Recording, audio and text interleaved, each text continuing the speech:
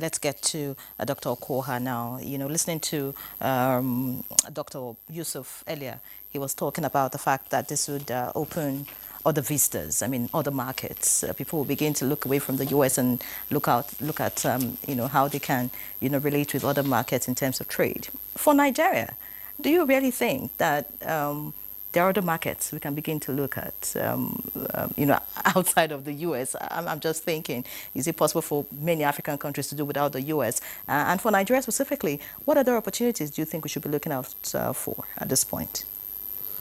All right. I strongly believe that the market space is so wide and many yet untapped. And I'm carefully using that word, untapped. And I want to give you an instance. Last 2 years,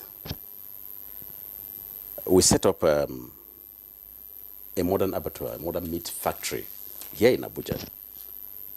Of course, many people do not know. I own that place.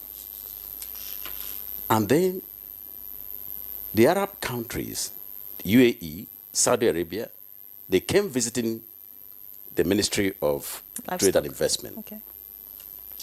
Also went to the Ministry of Agriculture. Now, Saudi Arabia wanted about 7,000 halal slaughtered goats daily. Daily. 7,000. They came to a meat factory. And we said, we don't have the capacity to do 7,000 on a daily basis. Our capacity is about 500. Where did they go to? It was a big issue. The ministry said, okay, we will see how to support you to expand, since this is the only modern meat factory that has been identified in Nigeria. And till today, we have not gotten any discussion over this. And these people are writing regularly. Now, it shows you the level of market opening out there. Oman also came in to the show. Now, but let's get back to where we are. Within us, surrounding us, West Africa is made up of 15 member countries and now 12. Because 3 have, Exited. Well, but if you look at the tabulation of the population market share, West Africa is about 466.6 million people.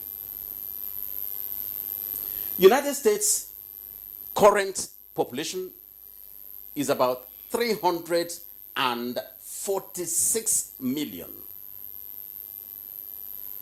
Within West Africa, which is our next door neighbor here, back door. It's a bigger market. Very huge market, but dominated by foreign elements. What are we doing? Charity, they say, begins at home. What have we done to conquer those markets? What has government done? I'm sorry, I'm being a bit. No, go ahead. To also create some surveillance mechanism that identifies sectors that we should win. These are things. Because it is that surveillance that will help the private sector to say, this is where my arrow, the dart of export, will hit. That's number one. Number two, strategically, we've been talking since, in fact, I did in 1989, when I was writing a thesis on regional integration and regional law. We all hammered on diversification of the economy, From that time till today, we are still talking about diversification of the On economy. paper. On paper. Sometimes, if I bring out that, I will laugh and I say, look, what a country we are, what a people, including myself. What have we done to diversify? I talked about the apparel sector, the garment, textile sector, which is a place, a point, a sector that Nigeria holds a big flag. But countries like Lesotho, Madagascar, Mauritius, they are winning. In fact, if you look at the 6 countries exporting more on AGOA to this same United States market now, Madagascar, Lesotho, Kenya is number 1. Ghana, behind us here. Then Ethiopia, that's Zonderban. And then Morocco.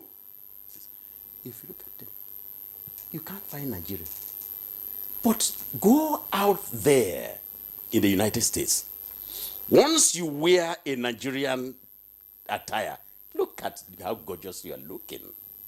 Everybody is admiring you. But do you know that these countries are now copying Nigerian styles and taking over market that belonged naturally, traditionally to us? What a shame. You know why? Because the environment is quite conducive for them. Let me look at 2 areas that we need to also explore. One is the area of power when we're looking at diversification. 2 is the area of transportation when we want to diversify. I don't see why, if you look at it today, I was talking with a friend yesterday.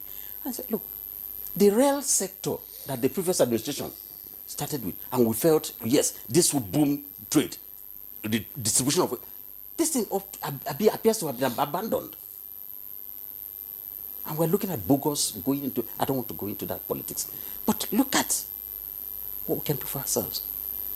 We had some remedies. Number 1, let's also have a parliament that looks away a bit from politics and discusses economy. It will help us. Number 2, let's also look at states. Not everything should be on the government, on federal government shoulder. States are there. The Aba is in a state. Newi is in a state. Onitsha is in a state. Lagos is in a state. Ibadan is in a state. Kano is in a state. I am mentioning these productive, highly productive areas where, if care is not taken, jobs are going to be lost, courtesy of indirect effects of the tariff setting. And we shouldn't also sit down now because the thing has been waived for 30 days. No, it is even a time to jolt yourself, propel yourself to action. And I think also that we must begin to look beyond the committee that has been set up by the federal government. What is going to happen between the committee and the technical side and the practical side of history, which looks at the private sector, who are supposed to be the purveyors, the implementers of whatever the outcome is? There should be that kind of interministerial coordination, number 1, and then public-private sector collaboration to hit the bull's eye. And this is where we can now begin to make gains in other markets beyond America. Thank you.